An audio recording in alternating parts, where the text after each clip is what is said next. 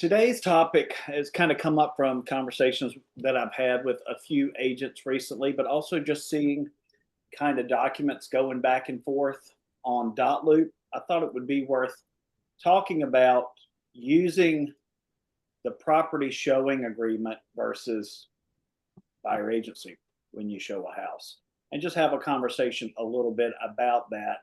And really, why I want to have the conversation is, and why I think it matters is that if you're not securing representation when you're showing a house, then you're risking not being paid. You're overworking yourself with no even slight guarantee of being compensated for your time and your effort. And you're basically giving yourself the chance to be underappreciated, and you're allowing it to happen, right? The real value lies in being a trusted advisor and setting yourself up as someone who's going to help someone make couple $100,000 decision versus just a door opener. Anybody can open a lockbox. Well, some lockboxes are challenging. That might be a little aggressive. Most people can open a lockbox, and anybody can open a door. But what I want you to ask yourself as we kind of delve into this conversation a little bit is, have you ever shown homes for days or weeks without a signed agreement? And I'll start off, yes, especially when I was new in this business. And it wasn't required that you have an agency agreement to show houses. I would take people at their word. Yeah, of course we're going to work with you. Yeah, you've been showing me homes for a couple of months now. Of course, you're my guy when the time comes. And what happened in most of those cases? Oh yeah, our friend who's also an agent sent us a house, and we went under contract on that with her. Thanks though for showing me houses for 6 months.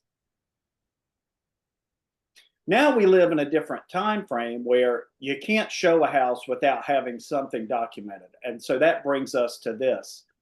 But what I want us to kind of understand is that settling for having someone sign a property showing agreement is no better than showing homes in the past without an agency agreement for several reasons. So let's talk about it. Anyone else? Have you ever shown homes for days or weeks without a signed agreement? What's stopping you from asking for buyer agency up front? Yeah, I've done it for a variety of reasons, and I never got to the point where I know I should have gotten. We're being totally insistent on it until the NAR lawsuit last year and the documentation changed. I think everybody has friends or family or past coworkers or something where it's just they are 100% confident that they're going to work with them. I never got burned by anybody like that, but I did get burned, I think, twice over my career with someone that I didn't have under agency that was like a boomtown lead or something like that. And so you have to learn from that. I think part of my problem early on was I don't like the idea of signing something. I don't know you from a tree in the yard. I don't want to sign this. I wouldn't want to do that. And so I didn't like having that conversation. Uh, NAR has kind of made it where that they've taken that out where you can't really use that as an excuse anymore. But I also think the longer in the tooth that you get in your business and the better that you can explain things and explain it in a way where you're not making it out. It's just like working with real estate agents, right? Like the more you make that out to be like it's a really big deal, and they're signing this huge commitment, the more that you allude to the fact that this is a huge consequential document, the more they're going to question and give pause to signing that. And so I think the longer you are in your business, certainly the more confident you are and the more business that you have makes it easier. But the better that you can explain the document, the further along you get in your career, it makes it easier to have that conversation. I will say with Redfin leads, especially if we are being asked to show a property same day, next day, I have been using the showing agreement, the 1 day, and trying to at least date it for through the end of the weekend if they have, other properties they want to see. And for me, that seems fine, piggybacking on what Brandon said. They've not met me. I have had 1 or 2 conversations at best with them. So that's really been my go-to until I meet them and then go from there. But you're gonna maybe change my mind, Doug. Well, I mean, why would you commit to helping them for a week without any commitment back? I mean, It's why probably not even a week. I'm saying like the first time, well, but why I not mean, just have agency sign for a week? You know, and and maybe we're gonna it's talk a because little I'm bit. new and still figuring out verbiage. I don't know. And I'm gonna well, I'm gonna tell you too. I think the Redfins are the leads you need this for the most, Yeah. not Okay. the least, the most, because they don't know you from Adam. So if I'm committing to you, you know, if I'm going to come out and show you something I don't know anything about you, well then you're going to commit to me for X amount of time, and we're going to talk about different variations of that as we kind of go through that. But that's a great example, and I'm glad you brought it up. Yeah. Anybody else have anything to add on that before we kind of talk about the differences in the documents? I was going to say, I used to think the same way as April, but then I started seeing a pattern where the Redfins, it's like you said, Doug, they typically are jumping from one agent to another. And I now present, hey, this is my process. And we can spend time on the phone getting to know one another if you feel that. I've only used the show request once, just recently, and I was actually a sync lead. But in the beginning, I was like, you could see that they would bounce right away and go to another agent. So now more than ever, Redfins, I need to get agency if I'm going to, especially since we're driving much further than our normal circle, right? Yeah. I did actually have a conversation with a Redfin lead yesterday because of that same thing. It was like 51 minutes. And I was just like, you know what? I'm not messing around. And he signed 6 months agency. So That's Um, Put it out there, people are by and large going to respond the right way, especially if you explain it like that. Hey, Yeah. look, I'm happy to help you, but commitment's a two-way street. And if you get my commitment of driving 50 minutes to show you the house, showing you the house for 30 minutes, and then driving 50 minutes back, well, then your commitment to me is either going to be for this house or for this month or for Right. 3 months, you know, Yeah. something like that. So that's the mindset I want you guys to start having. Yes, we're there to help people, but part of the value is being their agent, not hosting and opening the door for them. So I want you to make sure you're thinking like someone who's there to represent them, not someone who's there to open the door so they can tour the house.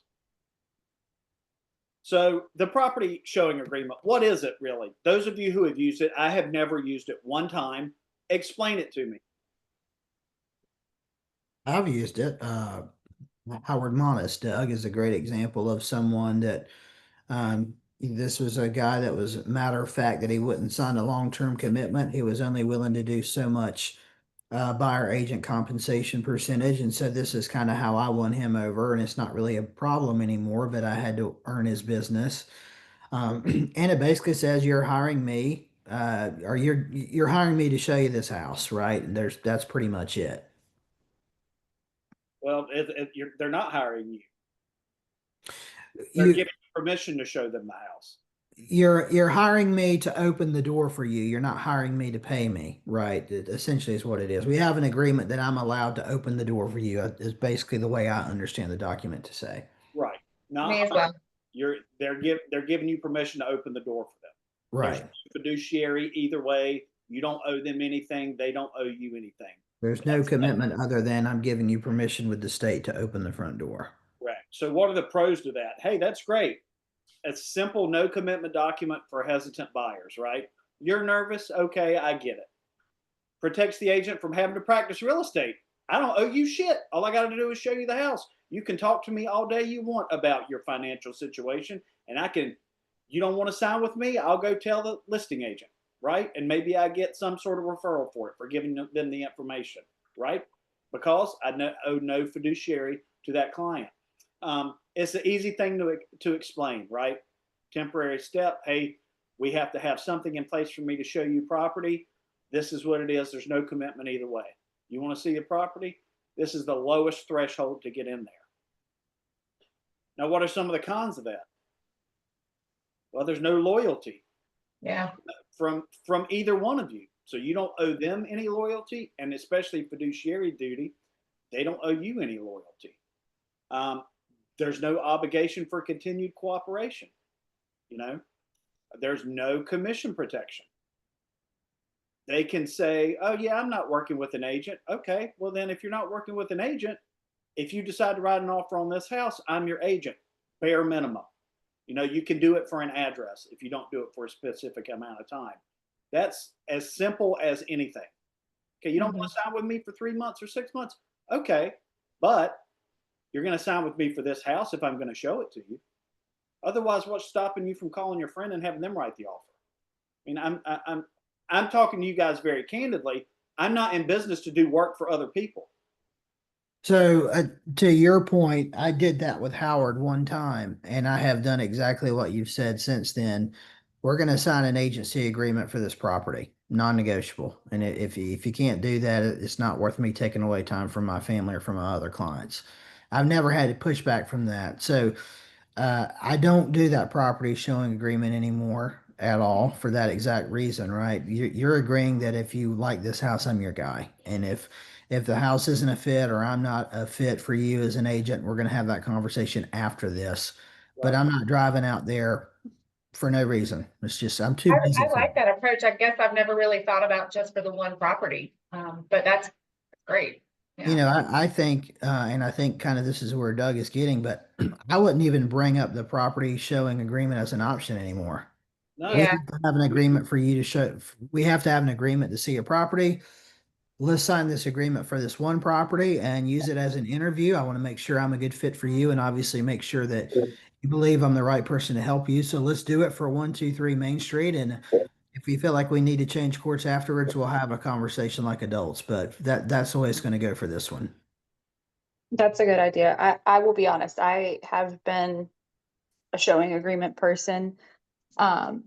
Because it's easier and it feels like a less scare. I usually say I'll do it for one day. If you want to see more after that, then we have to do a agency agreement.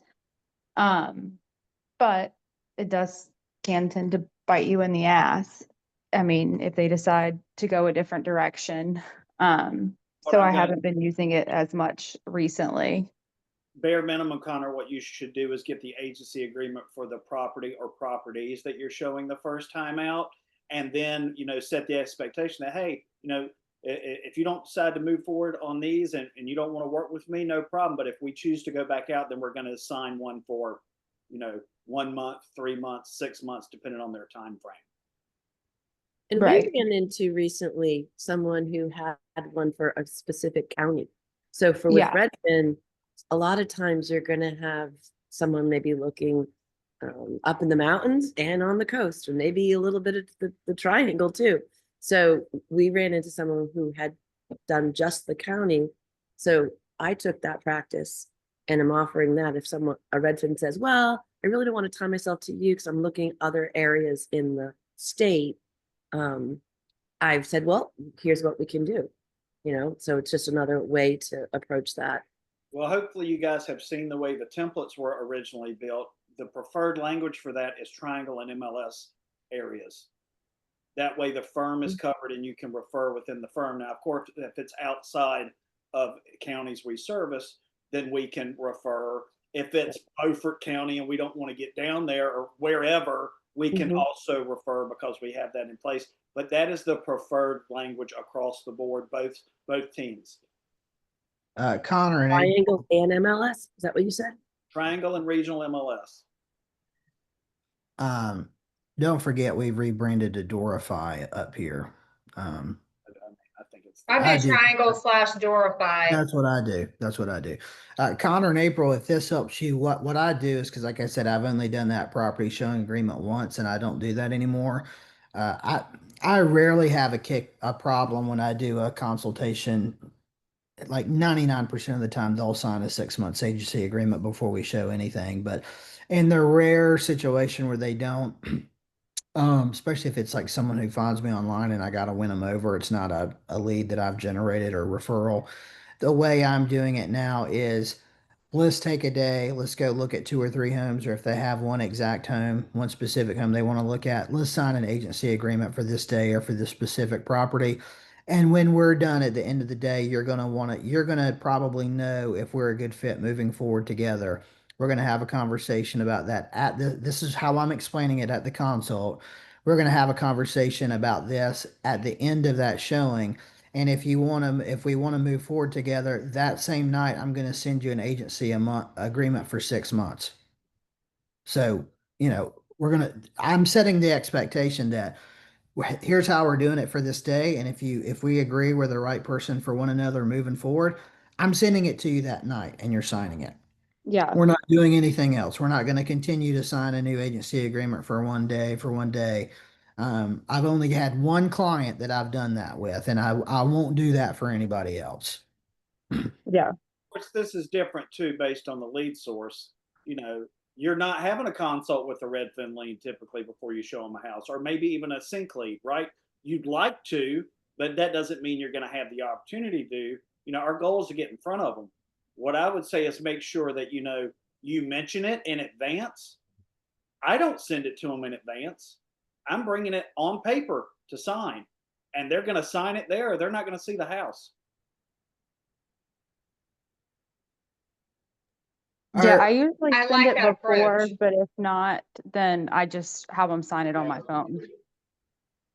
Oh yeah, you can always host in person. Yeah. Yeah. Are y'all in any referral programs where the buyer knows they're getting a kickback at the closing? I actually I know had they one, yes. exist. What'd you say? I know they exist. I don't know if anyone I'm not a part of any Clever of them. does for buyers. They get like $250 from Clever. Okay. I had a guy reach out to me yesterday, a Redfin lead, and he wanted me to be part of a Hometown Hero Veterans Program. So I took a call to find out what it was. It's just a lead generation thing. You have to give 30% back up Yeah. to whatever. And I was like, not doing that, and this Right. was the guy. I was like, either you sign this agency or you can, find somebody else. Cause I was like, And so that's where I'm going with this. And Doug, everyone on the team may disagree, and that's totally fine. I'm not in any referral programs at all. Um, but for those of you that are, it would be agency agreement or nothing. It wouldn't be, I'm going to show up with the agency agreement and we're going to talk about it before we go in the front door. I don't do that. You're signing it up front because I don't want to drive all the way out to the other side of Durham for 45 minutes only for us to have a conflict about the document and you won't sign it. And now I've wasted an hour and a half. The people that are going to use a referral program where they know they're getting some sort of kickback, you have to understand they already don't respect what we do. Right. Because they want a benefit. They want some money at the end of the day. That's the only reason they're going to use you. And if you're a part of anything like that, I would just really challenge you to be realistic about these people, who they are. I'm not saying they're bad people, but they're wanting some sort of financial incentive from anyone that they use. And I absolutely wouldn't do anything without or for them unless they committed to me. That is not someone I would say, hey, let's spend a Saturday together and look at 3 homes and then we can decide. It's no, if I'm going to do this, we're doing this up front. That's my personal opinion. You can disagree. no, I agree. I think that's great. And even though I've told you what I have been doing, yesterday was like the last straw for me. I'm like, you know what? I say I'm new, and I am still selling, but I'm just done. I'm over it. I'd rather not have the business if I've got to mess around and, I'm just done. Well, and I think part of this is I want us all to keep in mind is it's easy to, for lack of a better term, blame the client. But Absolutely. you're the one offering the document. You're the one acquiescing to say, sure, I'll just sign the property showing agreement. I want you to like me, instead of showing up, bringing some value, helping them understand why agency is actually to their benefit versus the showing agreement. So let's talk a little bit more kind of about that. So the buyer agency agreement, what are some pros of those?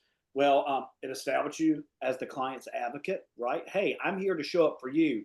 I don't care about this person who has a lockbox on their door.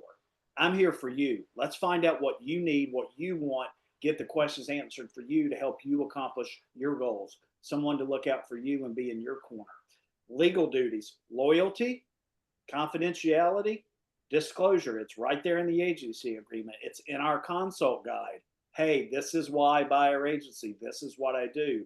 It protects our time and it protects our commission, right?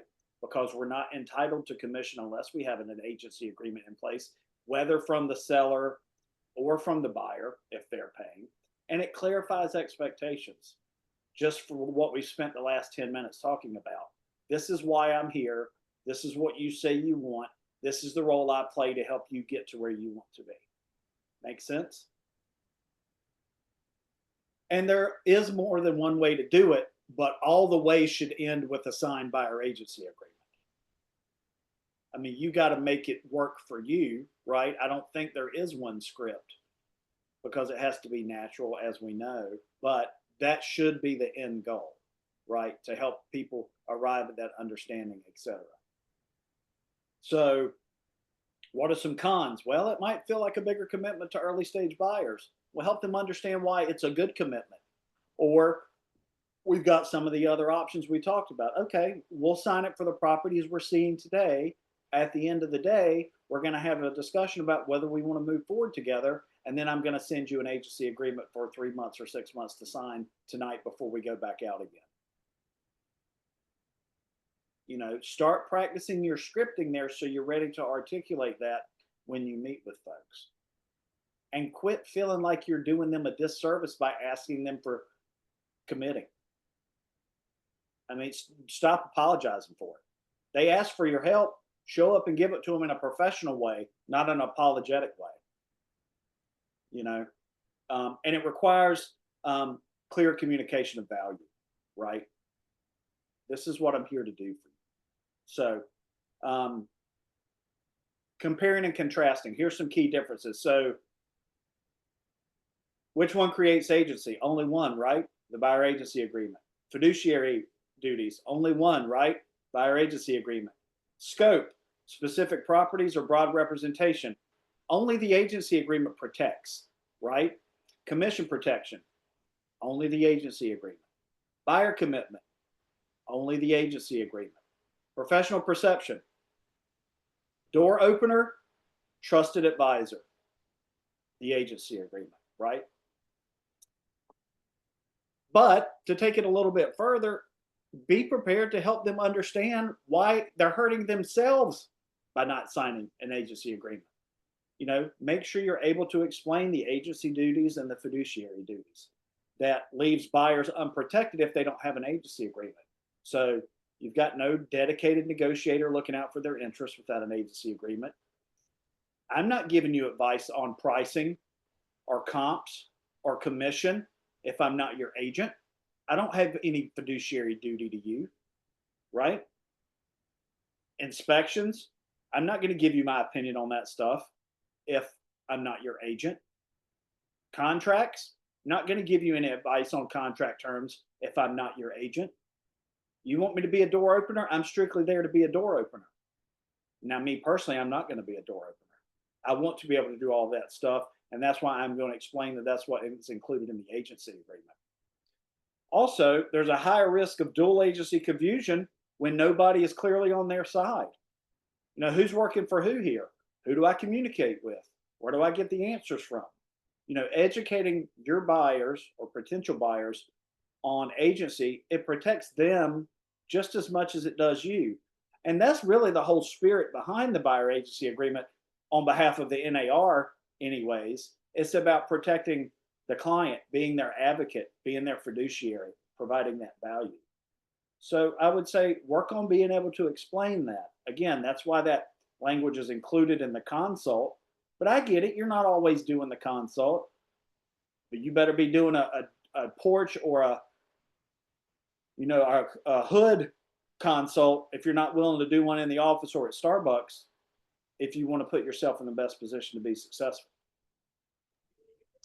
I think personally, like, I'll say personally for me, I feel like maybe April feels the same way. I feel like we kind of default to that showing agreement, maybe because we don't have the correct language down pat yet, but it almost feels like for me, like I'm almost not I wasn't at that place where I could say, where I felt comfortable saying, hey, if you want to work with me, you have to sign with me. But now I'm at the point where I don't want people wasting my time. So I'm getting much more vocal about standing up for myself and saying, hey, if you want to see the house, then you have to have agency and not the showing agreement, because you're taking time away from my family, my other clients, everything else I have going on by just wanting me to open one door for you.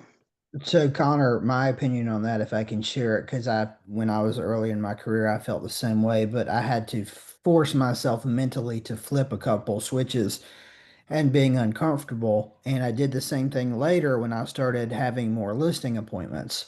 And we could talk about that at another point in time if you wanted to, but essentially, you guys have heard me before when we're talking about repair requests or when a problem comes up on an appraisal or a loan.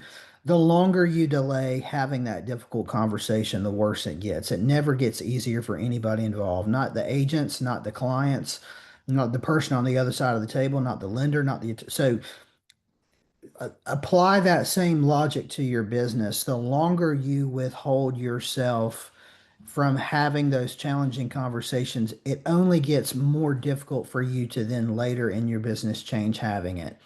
So go ahead and have it. I used to talk about this a lot with Boomtown leads. They're not yours until they sign the agency agreement, right? And so you may say, well, I've done all these to-dos and blah, blah, blah, blah, blah. I've done all the things, but I never asked them to sign. They bought another house or they disappeared. Well, you didn't have them anyway, so you haven't lost anything. And so you have to think about it that way with your business as well. Uh, on the other side of the coin, I am convinced because of conversations I've had with clients on buying and selling side, and Doug, you've probably done this too. People really actually want to work with someone that doesn't have time to pussyfoot around, right? And so I have told people before, and again, it's hard to say this, but the first time you say it, the second time, the third time, the fourth time, it gets easier every single time. Hey, if I can't stand up for myself as an agent, how am I going to stand up for a client? Right? If I can't represent myself, what makes me think if an agent can't represent themselves and secure protection in their business, how do you think they're going to be able to negotiate and get you the best deal possible or Why to would you? protect your best interests? Why would you want them to Yeah, represent right. Well, you? you know, why would you want to work with someone that doesn't take this seriously enough that they're not open to explaining to you why this is a benefit to you and how this protects you and how this protects them? That's the kind of agent I want to work with. I think there are some questions that you can ask in a buyer consult to kind of grease the wheels and prime the pump for this conversation because it can be challenging, especially when you're doing it for the first time. So, if you're working with someone that you know is not a first time buyer, ask them, what's your experience been like with other agents? What are you looking for when you make a decision to hire an agent? What is it that you're looking for in that relationship or in that professional? What were some things that your other agent did that you worked with previously that you weren't a fan of? You can ask some questions to kind of prime the pump to put you in a position to kind of soften the blow to make that ask, especially if you're explaining why it's a benefit to them. And I know that's all easier said than done, but that's why the consult is so important. Even if Yeah. it's Zoom, you know, I know that real estate is a here and now business. You got a lead now, they want to see the house here, and you're going to try and meet them there because you want to secure it. So if you're not going to be able to do the consult in advance, then you need to get better at doing these things we're talking about when you get in front of them face to face. If you don't want to waste your time and you do want to secure business. Well, and these can be hard conversations to have, especially if your business is not where you want it to be and your pipeline's not full. And even if you do have a good business, but you haven't closed anything and or you haven't written anything new in the last, everyone at every part of their career, Doug and I still get this way. I'll admit it. I could have, I've had a great year, a great quarter, and then I go 4 to 5 weeks without writing anything. It's like, all right, I need to get something going here, right? And so you may do something that you ordinarily wouldn't do, and that's step outside because you're kind of hungry to get some new traction or to get some new business. And I have to catch myself and know that I'm not doing this the right way. So I need to make sure I step back into my process because the process has proven that it works. And so just go ahead and start getting in that process, because the reality is, and I don't mean, I've had people turn me down before. I don't mean to sound like a snot. I think you all know me better than this. But if someone is not going to sign that agency agreement with you by having this little slightly different tweak conversation, they weren't going to sign it anyway, and there's something else that's going on. Either you're not providing the value, or you're not explaining it the same way, or that person is just not ready to make a commitment to do what it takes to win. And I would argue that if there's something that you're not doing that's keeping them from signing the agency agreement, that's a problem in your business that we need to work on together with you. If they're not in a position where they're not ready to do what it takes to win, you don't want them to do this anyway, because they're going to be a time suck. I agree 100%. And the times that I have done the showing agreement with the majority of the Redfin leads, literally 3 I can think of right now, I have not heard back from at all. Phone, text, all the things. I'm like, you know what? That's on me. That's on me. I wasted my time. I didn't do the right thing. And that's why I'm like, I'm done. These programs are so much more difficult to develop. No one will convince me otherwise that these programs are not substantially more difficult to develop a relationship with. And so they have absolutely zero, they don't care. They don't care. And so you have to protect yourself, because they're one click away from finding somebody else. You know, I got spoiled. The very first one I got, one showed once, wanted to write an offer. I was like, this was the best thing ever. And then ever since, it's been like, yeah. so. Well, we can have another conversation about focusing more on sync leads versus thinking that Redfin is going to be really easy and prioritizing those for, 70% versus really working hard on the sync leads and trying to convert those. Those are different conversations. But, to Brandon's point, what I would say about, feeling more willing to be easy or less likely to ask for it because you feel like your business isn't where you want it to be. Well, my devil's advocate counter to that might be, well, maybe your business isn't where you want it to be, because when you get in front of people, you're not getting a commitment from them then. So you're wasting time running around with a lot of people who aren't committed to you, and you think it's their fault, but you're really not providing the value. Yep. Yep. So control what you can control. Stop waiting on other people to fall into what you expect them to do, and start providing the value, setting the expectations up front, and then leading the way instead of following. You'll be more successful, you'll convert more, you'll close more, and you'll spend less time, you'll waste less time with people who aren't serious. Y'all have heard me say this before, but if your stuff isn't in a position where you want to be, try something else, because what you're doing right now is not getting you the results that you want, and that can be for a variety of reasons. And yes, the market, obviously people are still buying and selling homes. You see the activity on the MLS, but it's obviously down. Like, there's no reason to lie and hide that the activity is down, but obviously there's still a lot of business going on. But this is the exact moment to make that switch in your business, because I'm not trying to get political here. Please do not think that, but it is crystal clear the president is going to get interest rates down. Jerome Powell's term ends in, I think, 6 to 9 months. He is going to be replaced with someone that is going to drop interest rates. You can bet your bottom dollar. And so the market is going to pick up in 2026 and 2027. That is almost a certainty, right?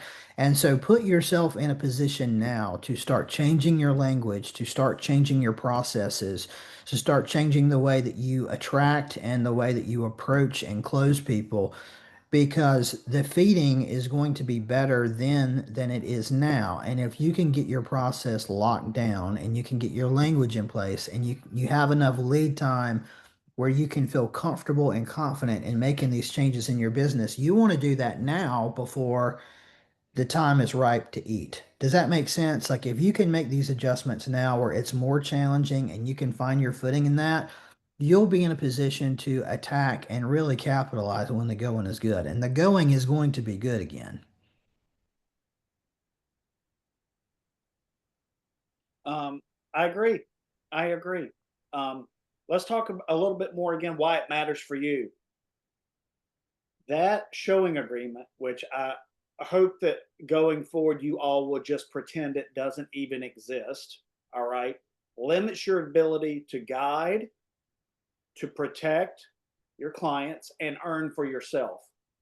And if you don't value your own time and your expertise and your knowledge and your experience, whether it's a year or 20 years, why would a client?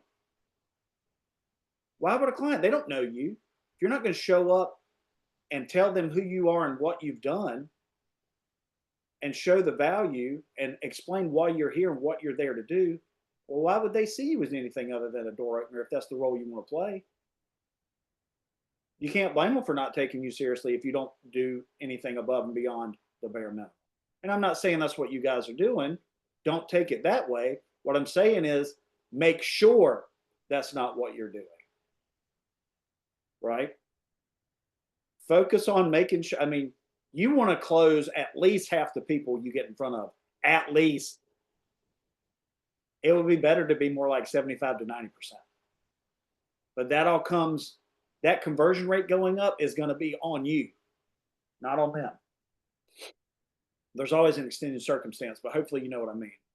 Are you delivering zero value service, $0 value service? Or are you delivering $5,000, $6,000, $8,000, $10,000 service?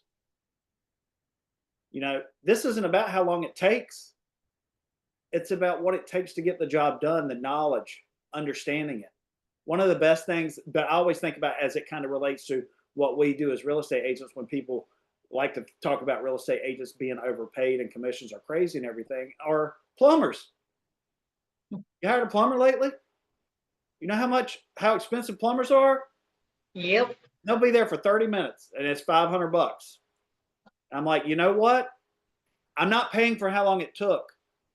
I'm paying for the years of experience they gained to be able to do it in 30 minutes. Expertise. Yep.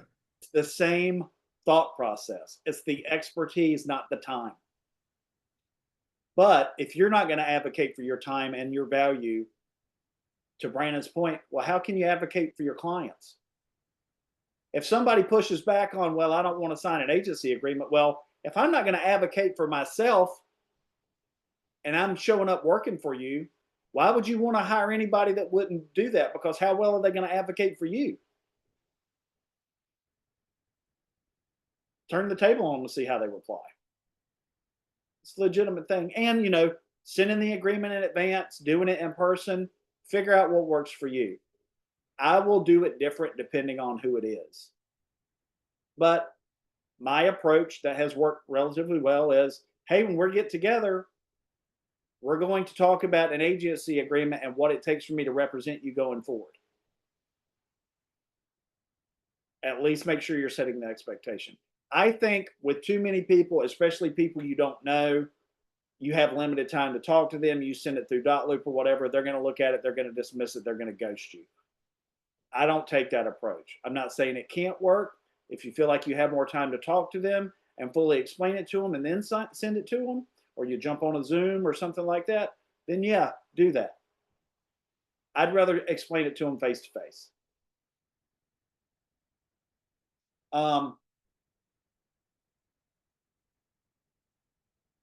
Just kind of talking about how to, if somebody brings it up, pivoting towards agency. All right. Okay. Yeah, we do. A form exists. A property showing agreement exists. This form lets me legally show you the property, but I can't give you any advice without agency. So I'm not protecting you and I'm not protecting myself. With buyer agency, I can fully represent you, fiduciary, advise, and protect your interest. Now, which one would you prefer? Now, I have had people say, well, I know about the change within AR, but there is a property showing agreement, right? We don't have to sign agency. Yes, that document exists. My firm doesn't use it because we value what we do and we value our time and we value our families and we value our other clients. I just used that statement recently, actually. Good. So I didn't know if we could, but I did. And I've told people throughout the years, blame me. Hey, our broker in charge's policy is we don't use that form. I just said I don't use it. That's fine too. And that can be the case because you're not that's even better. So, things to think about as we're wrapping up. I hope this has been a good discussion and eye-opening and helpful for several of you guys. Hold on, somebody is calling me. Some wrap-up things to think about to challenge the way you think. Are you ready to stop giving away your time without commitment?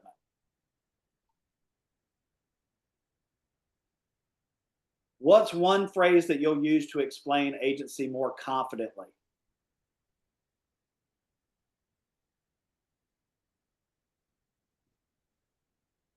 That's not rhetorical. Let's hear them.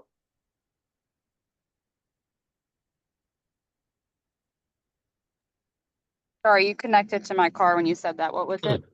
What's one phrase you'll use to explain agency more confidently? Um, Go ahead, Connor. if you want to be confident in your representation, then you should have no problem signing agency so I can best assist you.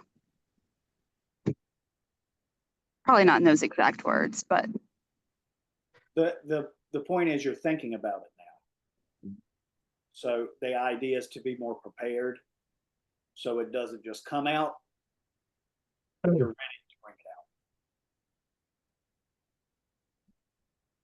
out. I think this document offers you maximum protection as a buyer, that the person that you ultimately decide to work with has your best interests at heart alone. And it also protects the agent to make sure that they're in a position to best protect you as a client. I think you're better off making it about them than you are about yourself. Yeah, I agree.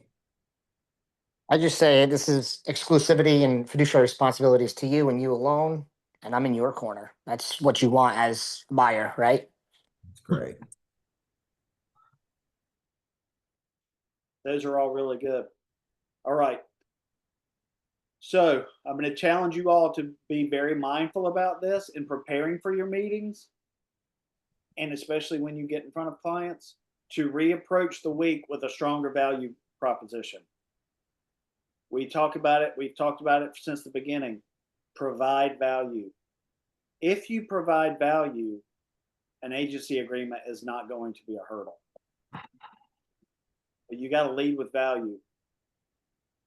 So make sure you know what the value is that you're bringing to the table. And I think it'll take you a long way. I hope this has helped, guys. Anything else? That was great. Thank you. This was good. See ya.